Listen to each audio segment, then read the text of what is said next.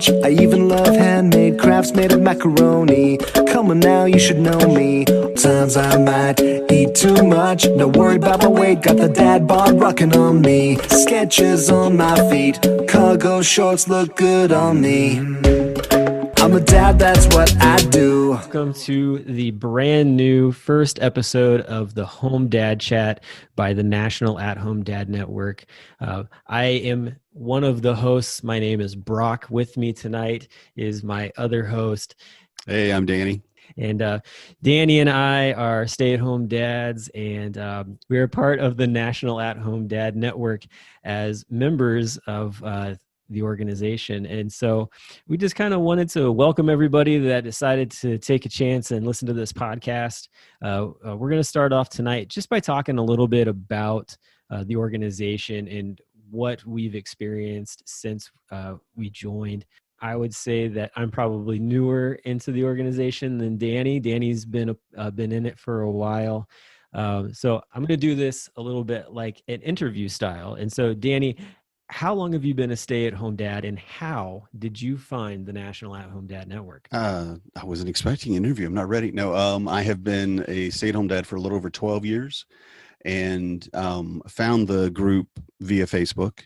And the original, I'm pretty sure my wife, I think, showed it to me. Someone brought it to me. I think it was one of her friends whose husband was also an at-home dad, and he mentioned it. And that was 8 or 9 years ago, I think. Been a while. Wow. Okay. Yeah, it's been a while. So, and then how many kids do you have? 4. I have 4 kids. They're 14, 11, 7, and 6. And it's girl, boy, boy, girl. So I've got a wider range of kids and emotions and fun to play with. So I've got 2 in elementary school. They're both remote distance learning. Then I've got 1 in middle and 1 in high school. And it's just really, I'm glad to be out of diapers. I'm glad for my kids to be out of diapers. I'm not in diapers.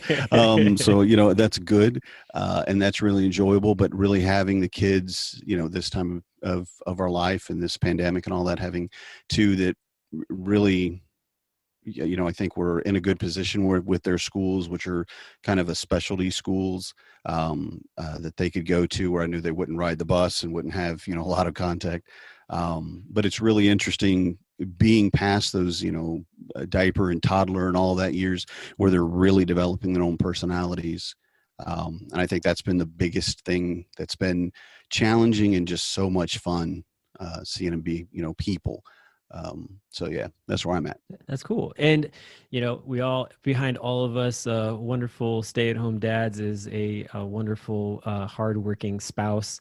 And just kind of curious, like 2 things. One, as much as you can give information, like what is it that your spouse does? And then 2, was this a choice or how did it come about that you were a stay-at-home dad? Like, how did that choice come about? Because it's different for all of us. And it really is. And it's great. I love hearing other people's stories, because a lot of people weren't as really as fortunate, I think, as my wife and I have been. We've worked really hard so that I could be a stay-at-home dad. She's currently in human resources with Kimberly-Clark, and they make all sorts of paper products, toilet paper being a big example. So she's been really busy over through the pandemic and all that, because, toilet paper was all gone. But she does HR, and honestly, I could probably guess at what else she does, but she's on this like international team with all their other, mills and corporate offices around the world, and it's great. I'm sure it's a lot of fun. It's really interesting though, because when we met and when we first started dating, and throughout the first 10 years of our marriage, she was a police officer, and she worked for DeKalb County here in Georgia, which is one of the biggest counties and one of the hardest. I think it's rough. It's people call it the Wild Wild West. So that was where we were at when we started talking about it, and we just had 2 kids, and we knew we wanted more, and we sat down out front, and I had a little glass of scotch, and she had a beer, and our kids were asleep, and it was like that nice, that rosy moment when everybody's calm and collected. we started discussing about what we wanted for the kids and what we wanted for our family and how we wanted it to be. And I was a latchkey kid. So it was my mom and dad, my stepdad, I say, were really never there. They'd be home for dinner, but there were even hours where we would be home by ourselves, and it was fine. We weren't, neglected like that. It wasn't, I'm not saying it's a sad story at all, but it wasn't what I wanted my kids to have. I think it was our patron, Rick Moranis, who said that basically he wanted for when the kids come home, that the lights were on, that the house was warm, that there was music playing, there was food cooking, and that environment that you get from having someone there. And we both agreed we wanted that. And I looked at her and I said, I love you so much that you're willing to put your career aside so that you can do this and make this sacrifice for our family. And she looked at me, she slid my glass over to me. She said, yeah, not me. And I went, wait, what do you mean? I can't do that. Men don't do that, do they? And I mean, growing up, never even heard of it, never even considered that it could happen. I think we all of us, that are at-home dads really kind of get that moment of, whoa, what? Okay. Hopefully it's getting more common. I know it is now than it was 12 years ago. But she kind of sat with me and just said, look, you're naturally a caretaker. It's what you do. I mean, you like to, it's service to others is your love language. You want to make people happy. You want to give them things. You want to cook for them. And from having been a latchkey kid, I knew how to cook and how to clean and how to wash my clothes and all those things. And she definitely has a better head for both money and for business than I probably ever could. She's just a very intelligent, focused, driven individual, and not overly ambitious per se, but is willing to look at the world around her and say, okay, this job isn't giving me what I want. I'm going to go from here to there. And then she plots a path how to get there, and she's done it. So for us, it's been a lot of hard work and a lot of sacrifice in a way, but I really just give all credit. I shouldn't give all credit. I've done a lot of hard work, but really for keeping us in a financial position where we can maintain this has all been her, and her just business acumen that I literally do not possess. But it seems like the transition though was very much, it wasn't just a like, oh shucks, like here I am kind of thing. Like you guys had this conversation and came to a thing, which I think that is something that, I think that's the thing that a lot of new stay-at-home dads, like they wrestle with that, like maybe they didn't get that opportunity. Like, they lost their job. Like this is what they're doing now. And so, I agree. Like I feel very fortunate to not have been in that position. And I feel for those guys that are in that position. It's like, I think those are the guys who need even more support in the fashion of realizing like, hey, like it's cool. Like, is it a sucky situation for you? Probably. Should you feel like you have support? Yeah. Like, and we're here for that. And that's the thing that the National At-Home Dad Network really strives to do. And I think they do a really great job of it, honestly, with just the community that's been built up. So I'm glad you found it, man. And it seems like it's been really beneficial to you. For me, like I've been a stay-at-home dad for 3 years, and I was very active in finding that kind of thing. Like it was kind of funny too, just to kind of go back. You were talking about sitting on the porch. You were drinking scotch and your wife was drinking a beer. Would be the exact opposite for me. And my wife does not like beer, but I like all that stuff. But if we had to choose, I would definitely be drinking the beer and she would be drinking the scotch in that situation. But but yeah, for me, like I found the National At-Home Dad Network after becoming a stay-at-home dad, and it was really quite a cool scene, honestly, when I got there, because everybody was very welcoming. This was back, I think, when we were doing more of like every Monday there was like the welcome group of people that came in. The group's grown since then to the point where sometimes it's hard to like keep track and really do that because there's so many people pouring in. Yeah, can't keep up. And our admin team is always dealing with like the weird fake accounts of people trying to get in, and that's another side of it. But I mean, so for me, my wife and I both worked in the financial industry, and we worked at the same company. And my she has a master's in counseling, so she was able to grab up like a really nice solid job way above me. And it was a situation where my son was going to a daycare down the street from where our house is. And my daughter, I was having to take her with me to work, drive 30 minutes out of the way almost to get to our other friends who were able to take our daughter for the day. Oh, wow. Yeah. And then drive to work. So it was like an hour trip just to get to work. Yeah. And then, an hour back. And the worst part is when you're on the phone talking to people, you can't just hang up, even though your shift is ended. You have to finish the call. Oh. So there were a lot of times where we'd be like texting or calling as we're like walking out of the building. Hey, like I just got off this call. I'm going to be like X number minutes late or whatever.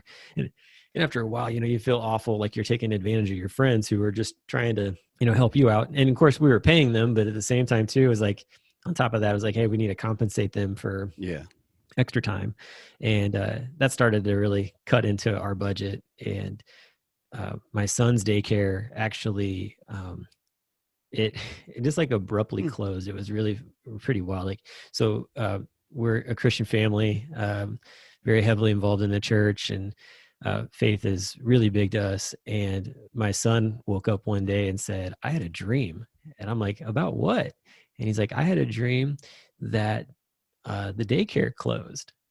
And, or no, it wasn't that. It was, I had a dream that the daycare provider, like he said their names. He's like, Brandy and Joe, like they're buying a new house. And I'm like, what?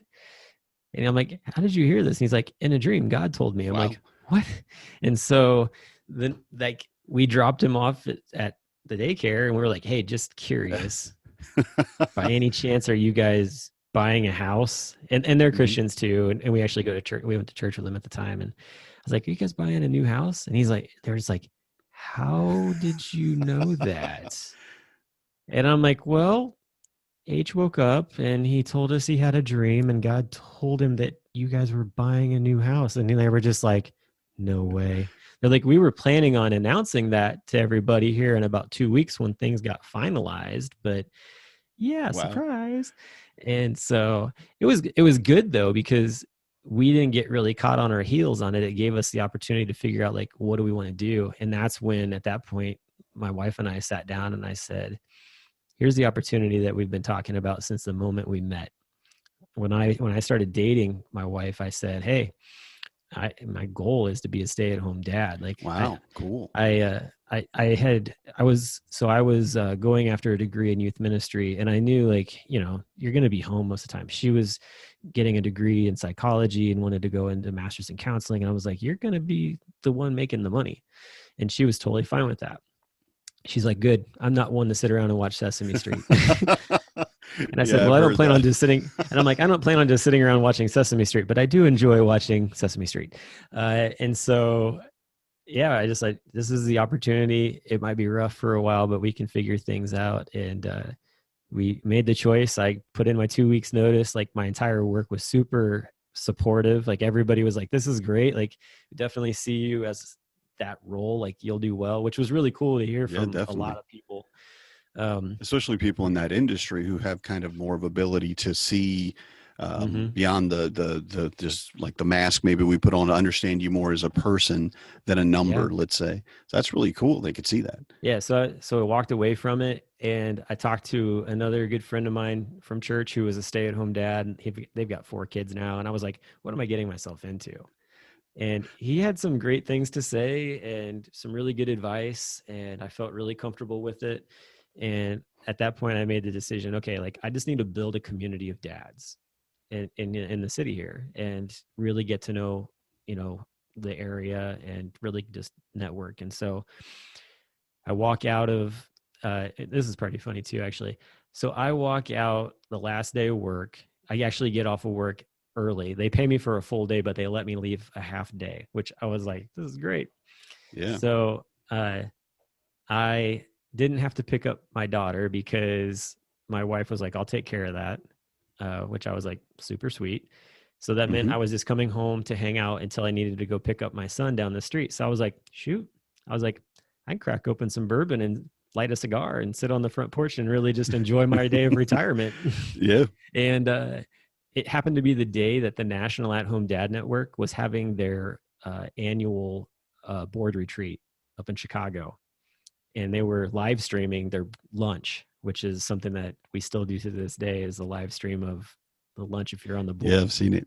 And it's just fun because guys, you know, anybody that's watching gets the opportunity to talk to us and ask questions and whatnot. And so I was conversing with them and I was like, yeah, I was like, actually, this is my first official day as a stay-at-home dad. And they were just like, what? And it started this whole conversation, this whole roll of things. And here I am now on the board. It's so weird. But yeah, I mean, it was great. Like I've been able to do some amazing things and we'll get into, I don't want to get into all the stuff that I do because it's just, there's such a laundry list. Sure. Yeah, this time. But it's really cool though, because there are a lot, I mean, like right now, like you mentioned, there are a lot of men that are getting into this role, whether they really want to or not, whether it was their plan or not. But more than anything, I think that I've learned or read or heard or experienced, having that community, having that peer support. You know, the first convention that I ever went to was in Raleigh, and I was standing in this room with, it had to be 100 other guys. It was the pre-convention, convention eve, I'm sorry. And we're all just kind of standing around and, you know, having snacks or whatever. I can't remember what we were eating, but, and someone stood up and they were, you know, going to talk, and I don't know anybody. Didn't even realize there were this many people in the world. And I look around and I think not a single one of these men is going to ask me what I do for a living. And more than just they get what I do for a living, it's the fact that what I do for a living is so very different. But for all of these guys, it's the same. And I just had an instant bond, even with people that don't like me, because I can be a little asinine sometimes. But just people that, you know, normally maybe you have completely other things that you're not going to sync with. In that room, every single one of those guys was like my brother, just immediately. And I don't think I really suffered, you know, for the first couple of years or two before I found the network itself. But having that camaraderie and that community, which is such a big part of what the network is for, probably, I don't want to say it like, oh, it saved my life or anything like that, but it has definitely changed so much about who I am as a father, who I am as a person, who I am as a Christian, who I am as a stay-at-home dad, you know. And it's the fact that I had everybody that could share these stories like this. And I love hearing yours. I've heard parts of it before, but I love hearing the whole story, right down to the bourbon. That was great. Yes. So yeah, I appreciate that. Yeah, man, definitely. So it's you know, it's been this wild journey, and it's been pretty good. Like, and I can't stay just like still whenever I'm, you know, like it's one of those things. Like I had to be active in whatever I was doing, and so even with the kids, like just getting out, like, and that's the thing too. Like, I mean, I started this, and the kids were.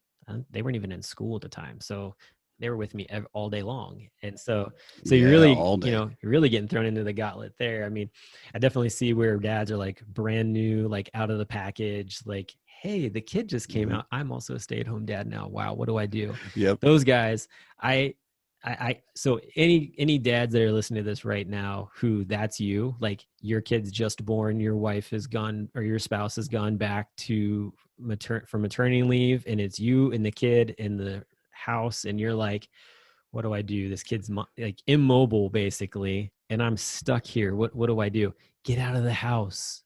Go. Like, yes, there's right now is a time when things are a little bit more crazy than normal, but honestly, like, find a way to get out, find a way to just connect in some way with another dad if you can, but don't just hermit yourself in your room, in your house, like thinking that I'm going to sit here and play video games and that's going to be like the greatest thing in sliced bread because, you know, I can go and beat this campaign and then, you know, I'm just stopping every once in a while when my kid's screaming and crying. No, find a way to bond with your kid. Absolutely. Even if it's just strapping them to your chest and going for a walk or putting them in the stroller and going for a walk, whatever it is, like, don't stay in the house. And that's the one thing, like, when this all ends and we can all get back to like actually hanging out, actually walking outside and seeing people. Yeah, exactly, without masks and all that jazz. Honestly, like, I have always told the dads a part of like that get connected with the Cincinnati Dads group that, hey, yes, your kid can't play on playground equipment. Your kid can't run around, whatever it is. Doesn't matter. Like, put them in the stroller. They'll fall asleep. You can come hang out with us dads and just chat and talk and have that adult interaction that you would not get stuck in your house. And I think that is the biggest way to break any type of isolation that you are feeling as a stay-at-home dad. I agree 100%. With that, I think we're going to end the intro on that. I think. All right. I feel well introduced. Yeah, so I it's think good. Yeah. So hopefully everybody gets a little bit of feel of who we are. Just to kind of give you a bit of rundown as far as the show itself, we're going to try to keep this at around 20 minutes each time. And we're going to just touch on some different topics. This is all going to be on through Anchor FM. You'll be able to get it on other platforms. And so what that means with Anchor FM is that you can actually leave voicemails to us. So if something we said struck a chord, if you've got a question, whatever it is, please send it to us. We want to hear it. We might even air it just so that we can talk about it or whatever. But if talk about how we can't answer it. That's the ones I want. Like, I don't know. I never thought about that. Yeah, exactly. But yeah, definitely use that ability to that of Anchor FM. There's an app for it as well as the online. But send us questions, send us remarks. As long as it's positive, we'll air it. I'm not airing anything negative. We're going to keep this light and fluffy and have a good time. We'll talk about some serious things from time to time, but in no way, shape, or form does there need to be negative comments on the air. So thank you for listening to the show today, and we look forward to having you back again and hearing more about what we're going to be discussing. And I would say for next show, just to kind of give you a little teaser, we'll be talking about Home Dad Con, which Danny had related to a little bit in his experience. And so we'll talk about what that is and what all that involves. So until then, y'all have a great day. We'll be right back.